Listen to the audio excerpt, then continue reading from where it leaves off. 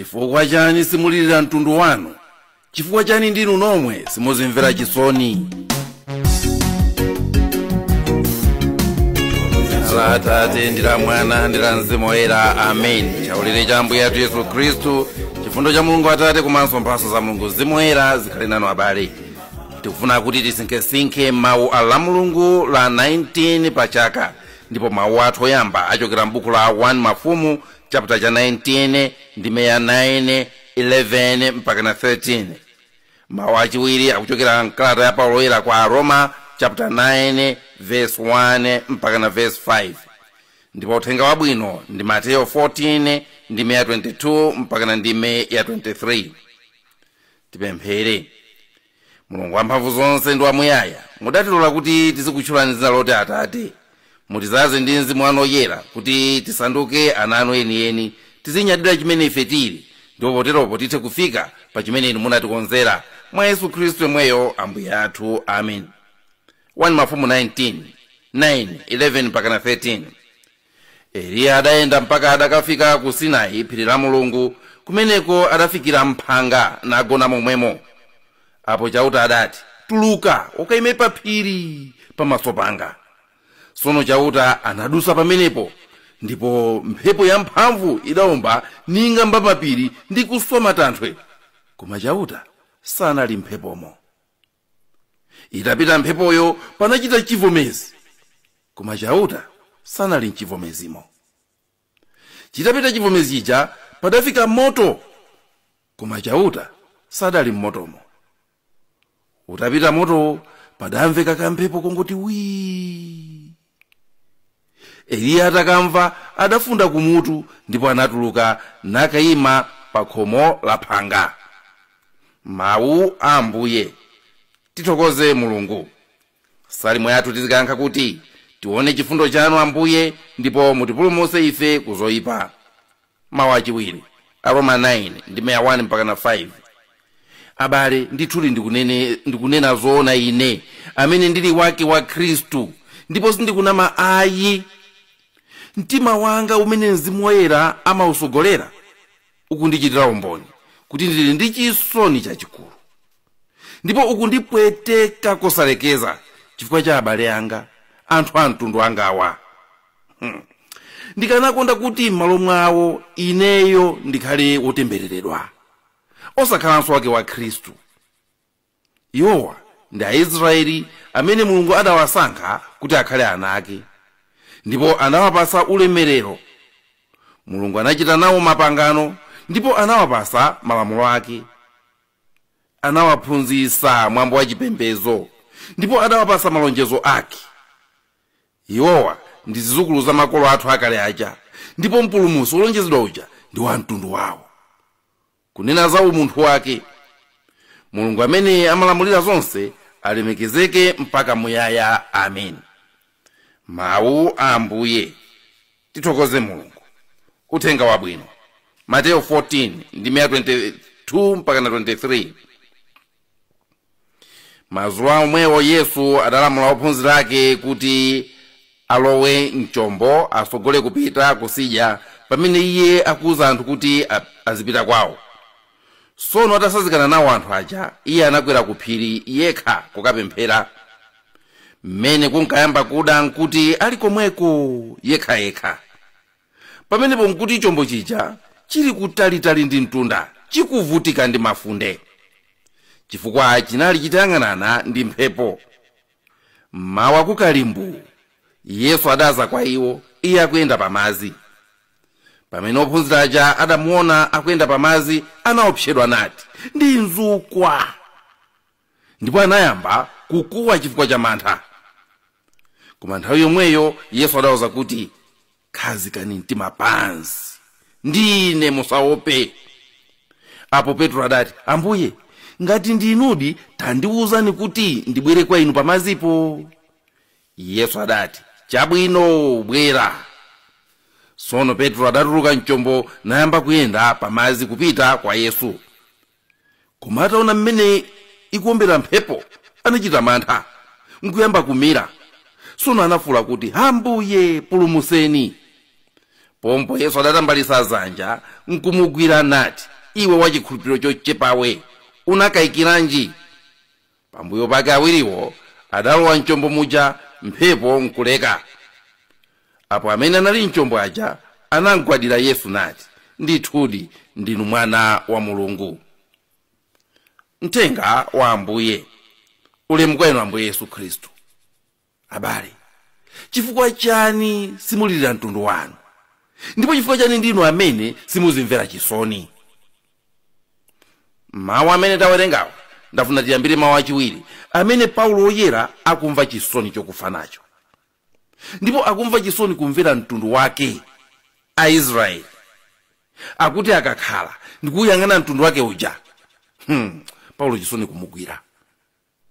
Abale, kuli anthu ena amene akamakhala moyo wawo sangozikhalira iwo eni, sangoziyang'ana iwo ngati munthu amene wangokhala payekha, koma amazimva kuti ali mu gulu lina lake, amazimva kuti ali mmodzi wa mtundu wina wake. Ndipo chimenechi amafuna kuti achigwirise ntchito moti chipindulire anthu onse. Tikuziwa kuli anthu ena amene amazimva kuti iwo ndi a mtundu wina wake, koma chimapangisa kuti chimenechi akhale anthu oyipa. Lero Paulo akuti akawuyang'ana mtundu wake akukhesa msonzi. Ndipo uchiona kuti sikuti ndikunama, Mzimu Woyera andichitira umboni mmene ndikumvera mu mtima mwanga, ndikumva chisoni choopsa. Chifukwa chani Paulo akumva chisoni? Paulo oyera akumva chisoni chifukwa chona kuti Aisraeli akukana uthenga umene iye wabweresa, umene ungapulumutse. Aisraeli akukana Yesu amene Mulungu wamtuma kuti azapase moyo wabwino. Aisraeli sakuona chimene iwo ali. Aisraeli sakutha kuona mapangano amene Mulungu anapanga nawo. Aisraeli ndi mtundu omvetsa chisoni umene Mulungu apasa zonse zoyenerera, koma akukanika kuti azigwiritse ntchito asunthe. Paulo oyera akupereka ndandanda wakudala kwa mtundu wa Israeli kumene iwo akulephera kuti akugwiritse ntchito. Zikufika pompwetekesa mtima pena kuti ineyo tumwina bola kana kukhala kuti ineyo ndikhale otembereredwa chifukwa cha abale angawa, bola abale angawa apulumuke. Chikumumvetsa chisoni ndi chani Paulo? Akuti mtundu umenewu wa Israeli ndi umene Mulungu anawusankha kuti akhale anake. Ndiye ndafuna muchimvesere chimenecho. Kusankhidwa ndi Mulungu kuti mukhale anake, chinthu cha mtengo wapatali, koma Aisraeli sakutha kuchiona, sakutha kuchigwiritsa ntchito. Akuti anawapasa ulemerero, anawapasa chuma, anawapasa kulemerera Aisraeli. Anthu amene anena kumamva kuti ndi anthu amene ali aulemerero. Akunena kuti Mulungu anachita nawo pangano, kuphatikizira pa ulemerero anapasa uja, anapanga nawo pangano, kusenza kuti iwo aja ali mu pangano limene ali sure kuti azalilandira. Ndipo akuti anapasa malamulo, mulozo woti azuyendera, azidusamo. Zonse zitucholenga yake nchona kuti madalizo amene Mulungu wapasa aja, anthu aja akapezedi, sakwama china chilichonse. Ndipo akunena kuti anaphunzitsa mwambo wa chipembedzo, mwambo umene umalumikiza iwowo ndi iyeyo, kuti tilumikizane bwino inu ndi ine. Njira yake tizilumikizana kuti? Kodi pa WhatsApp, kodi pa ujeni pa phone, kapena tizipanga uji tizilembera kalata. Akuti anapasa chipembedzo, mwambo umene umalumikiza anthu ndi Mulungu wawo. Ndipo akuti anapasa malonjezo ake. Akuti owa ndi zizukulu za makolo athu akale aja, zizukulu za Abrahamu, amene Mulungu anampasa malonjezo kunena kuti malonjezo ndikukupasa awa ndi aiwe ndi zizukulu zako zomwe. Aisraeli akulephera kuti apite agwiritse ntchito zimenezi. Ndipo Paulo akunena kuti kuonjezera pa zimenezo, mpulumutso olonjezedwa uja ndi wa mtundu wawo, si wakwina kwake, ndi wa mtundu wawo. Aisraeli amumvetsa chisoni Paulo. Amumvetsa chisoni Paulo kuti zonsezi Mulungu anakupasani, zonsezi niyo muli nazo, koma chifukwa chani simukutha kuona ndi kuzilandira ndi kuzigwiritsa ntchito? Lero ndikuyang'ana mtundu wanga wa Malawi. lero ndikuyang'ana dziko langa la Malawi limene nanenso nthawi zina ndikakhala ndimalimvera chisoni. Ndipo funso langa limene tikufunsa panoli lina kuti chifukwa chani simulilira mtundu wanu. Chifukwa ndikutha kuona pakati pathu kuli anthu ena amene alibe mtima umenewu olilira mtundu wawo. Kuli anthu ena amene akamakhala alibe ubale weniweni ndi mtundu wawo ngati dziko lawo ngati Malawi. Kwa iwowo ata kukhala kwina kulikonse, ata kukakhala ku Joni, ata kukakhala ku America, ata kukakhala kuti choncho alibe affection to their country Malawi, alibe kanene kuti chani affiliation, alibe ubale weniweni ndi dziko lawo, alibe ubale ndi dziko lawo, angokhala ngati walendi mdziko muno. Ndipo amene sasamala kuti kodi chitachitike nchani ndi dziko lathuli. Nditi mapanga asoka kuti anthu otero nthawi zina ndi amene amapezeka kuti ali m'maudindo, amene taasira kuti aziyendesera zinthu, amene taasira kuti azitisogolera, koma alibe chikondi ndi dziko lawo, alibe chikondi ndi mtundu wawo, sangathe kuyang'ana mtundu cha ndikuwulirira. Chifukwa chani simukulira mtundu wanu? Kodi inu ndine lero tikaliyang'ana dziko lathuli ndi dziko limene munthu ungalephere kulikhesera nsonzi, ndi dziko limene Mulungu analidalitsa ndipo aliyense amanena zimenezo. Nthaka tili nayo yachonde, nthaka yachonde kwambiri. Tikuzwa kuti tili ndi malo ena amene ali opanda chonde kwenikweni, koma nthaka yambiri ndi yachonde. Koma kuti tione kuti kodi nthaka yathuyi titani nayo, hayi, lero malo achonde aja ndamene ndikumanga mu nyumba, malo achonde aja ndamene ndikumanga pa filling station, ndikasiya malo amene ali oguga ndikumakalimbirana amene aja kumakayika po minda. Tikawuyang'ana mtundu wathu tikuyenera kumakhesa msonzi.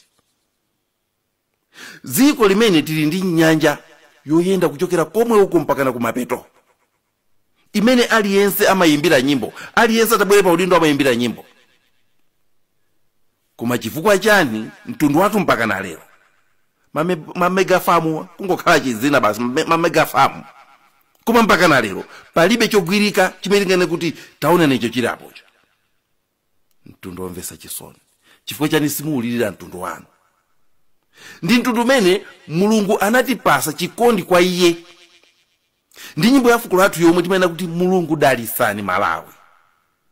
Ndipo ndife anthu amene chipembezo sichachilendo kwa ife. Komatu mukayang'ana ambiri mwa ife chipembezo chathu chakukhala cha pamwamba. Kuchalichi timangopitira kukavina, mawu aja timangomvesera kuti poti zili pa program ona kuti timamvera mawu. Koma tilibe chidwi choona kuti tilowe m'mawu aja titenge tanthauzo lenileni la chimene chikuti khuza pa moyo wathu wa siku ndi siku. Tilibe chidwi chowapondesa mawu aja pa nthaka kuti Mulungu aponde ndithu dothi lathuli. Mawu athu amangoyenda mlengalenga, kulalika kwathu kumangoyenda mlengalenga, zochita zathu sizifuna kuti zisunthe zinthu pa ground. Komatu Ambuye potiphusa pemphero la Atate athu anena kuti monga kumwamba chomwecho pansi pano. Kuti zimene zikuchitika kumwamba kuja pansi pano zigundepo. Mtundu wathu chipembezo tili nacho, koma ndi angati amene tikuchigwiritsa ntchito kuti tilumikizane ndi Mulungu wathu. Anatipasa njira yoti tilumikizane ndi Mulungu, ndiye chipembezo chathu. Timanena pompano mavuto athu amene tili nawo m'dziko muno chikutikanikisa nchani kuti tiagwadire ndi kulumikizana ndi Mulungu kuti taonane zipangika apazi. Ndife mtundu wake wosankhidwa, ndife mtundu wake wosankhidwa, anthu amwayi, nyengo yabwino imene tili nawo. Mawu a Mulungu anatanthauzidwa mchichewa mwakuti aliyense amamva. Palibe angane kuti samva mawu a Mulungu, aliyense amamva. Mawu ailesi tili nawo achikhristu amene amatitanthauzira mawu aja bwinobwino. Koma kodi mawu aja akamvedwa akugwira ntchito pa ground, akugwira ntchito moyo mwathu? Ndife mtundu womvetsa chisoni chifukwa choona kuti sitikutha kuona chimene Mulungu anatisungira, malonjezo amene Mulungu anatipasa kuti pomakwana chaka ichi chimukena kuoneka chonchi. Masomphenya amene tikusungira ife 2063 masomphenya ayinake, masomphenya ayinake amene ifeyo tilibe umwini wa masomphenya amene aja. masomphenya amene tangoatenga kuja ndikupasidwa kuti tapanga ndi masomphenya motere koma ifeyo tilibe njira imene ikulunjika masomphenya amene aja chifukwa masomphenya aja si athu zipanga ife zosemphanira nato ndi masomphenya kulowera kumpoto ife tikulowera kumwera. Mtundu wathu unayenera kukhala mtundu umene tikakhala tikumatha kuwulirira. Funso lomwe lija, chifukwa chani simulilira mtundu wanu? Chifukwa chani inu nokha simuzimvera chisoni? Mawu oyambaja akukamba za Eliya amene wapita ku phiri ndipo Mulungu amuwuza kuti ukandidikire kumeneko. Akuti kunabwera chivomerezi, akuti kunabwera mphepo, akuti kunabwera moto, koma Mulungu sanali mmenemo. Koma kunabwera kamphepo koti wii. Kameneko ndi kamene munatuluka mawu a Mulungu. Tinene pano kuti mwina chimodzi zifukwa zimene anthu vesi timatha kuzimvera tokha chisoni, chimene anthu vesi takumvera chisoni mtundu wathu, sitituluka ndikupita pa phiri la Mulungu ndikukamvesera kamphepo kameneko koti wii. Kamene kazati yang'anise chimene ife tili, kamene kazati onese kumene tinanena kulowera, kamene kazati onese kuti kodi titotani. Anthu fetira zolowera moyo omangoti jijiri kugwira ntchito, kupanga izi kupanga izo popanda kuzipezera nthawi yosinkha ndi chimene tikufuna kunena pano. Tilibe nthawi yokhala pansi ndi kuziyang'ana tokha, tilibe nthawi yokhala pansi ndi kuliyang'ana dziko lathu, tilibe nthawi yokhala pansi ndi kuyang'ana mpingo wathu. Zivomerezi zokha, mafunde okha, mphepo zokha, moto okha, koma tilibe nthawi yona kuti ukakhale pansi pa phiri pawi Mulungu akakuyankhule kuna kuti iwe zipanga iwezi. Taziyang'ane zimene nena kulonjeza izi. Iwetu ndiwe mwana wanga wokondeka, ndimafuna uzioneka chonchi. Tazitengera ukapolo. Nchifukwa mpaka na pano mpeza kuti anthu adakavinirabe asogoleri amene sakulunjika ku chimene ife tikufuna. Anthu adakavinirabe amene akuapsinja. Anthu adakagwedezabe matupi awo motimbwizika ndithu kuvinira anthu amene apasa ukapolo. Monga mmene ankachitira Israeli aja, kupita kumakachemerera Aigupto, abola omwe aja matipasa mavembe, abola omwe aja matipanga chakuti. Nkhani yake Malawi sanakhale pansi ndi kuziyang'ana yekha. Mzimayi amene kwawo akuvutika, wachinyamata amene kwawo akusowa mtendere, akusowa pogwira, koma kumayipeza nthawi yothamanga kumapita kumakansatira wandale amene akuyambisa ukapolo wachewo. Kupita kumakayimba nyimbo zomanyodolanso dziko lake lomwe ndi kumachemerera amene anampasa ukapolo, amene akumpasa ukapoloyo. Tilibe nthawi yokakhala pa phiri ndi kuzimvera chisoni. Muthenga wabwino Ambuye Yesu akuti atathana ndi anthu aja kwa Yesa, anapita kwa yekha kukapemphera. Inu ndine ngati sitikhala ndi chizolowezi chimenechi, chomazipezera nthawi yokhala pawekha, chomazipezera nthawi yokhala phe ndi kuziyang'ana ndi kuzimvera wekha chisoni, sitingapite patali. Tikusowa kuti mtundu wathu kuti utheke, mmodzi mwa ife wina wake atuluke mu chombo ansate Ambuye Yesu. Wina wake mwa ife akusowa kuti alimbe mtima kutuluka mu chombo muja kunsatira Ambuye Yesu. Mwaganizira ophunzira aja akuti tu ophunzira aja nali kutali ndi mtunda, ndipo mphepo inali ikuwomba, chombo chikuvutika ndi mafunde. Koma Petro pomona Ambuye Yesu akuyenda pamazi akuti, Ambuye ngati ndinu ndibwere pamazi pompo. Munthu wa mtundu chani Petro amene akuona kuti mafunde ako azunzawa ali pamazi pompacha, ndipo mwina bola mchombo muno tili pamalo pabwino, koma akuvomera kutuluka mchombo muja ndikupita kukajoina mafunde aja, kukajoina Ambuye Yesu amene ali kumafunde kuja. Dziko lathu silikonzeka ngati anthu tizingolira tili mchombo momo, amayo ine komato ndifinya. Tikufuna wena wache atuluke mchombo muja, atulukemo apite konko kuli mafundeko, akanjoina Ambuye Yesu. Akakanjoina Ambuye Yesu uja atibweresera mtendere ife amene tili mchombo muno.